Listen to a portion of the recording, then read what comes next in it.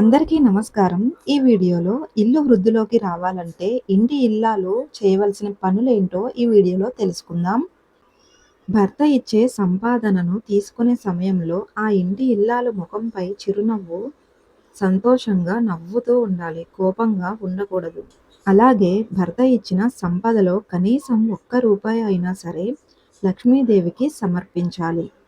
ఆ ఇంట్లో భార్య కాకుండా ధనమును భర్త ఖర్చు చేస్తే ఖర్చులు పెరుగుతూనే ఉంటాయి. ఆ ఇంట లక్ష్మీదేవి నిలువదు. కాబట్టి ఎంతోమందికి ఈ ఇంపార్టెంట్ లైన్స్ తెలియకపోవచ్చు. తెలిసిన వారు ఎలాగో పాటిస్తారు. తెలియని వాళ్ళ కోసం ఈ వీడియో. నచ్చితే సబ్స్క్రైబ్ చేసుకోండి. దానితో పాటు నా ఈ టమాటో చిక్కుడుకాయ కర్రీ ఎలా ఉందో కామెంట్ చేసి చెప్పండి. Bye bye.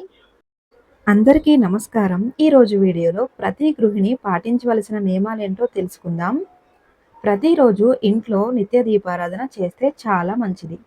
వారానికి ఒక్కసారి అయినా గడపకు పసుపు కుంకుమ రాసి గడప పూజ చేయాలి. వారంలో ఒక్కరోజు అయినా దేవాలయాన్ని సందర్శిస్తే చాలా మంచిది.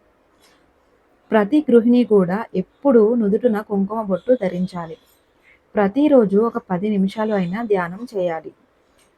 లక్ష్మీ కటాక్షం కలగడానికి శుక్రవారం నాడు కనకధార స్తోత్రం, అష్టలక్ష్మి స్తోత్రం పఠిస్తే చాలా మంచిది. Hi hello guys, welcome back to my channel easy recipe.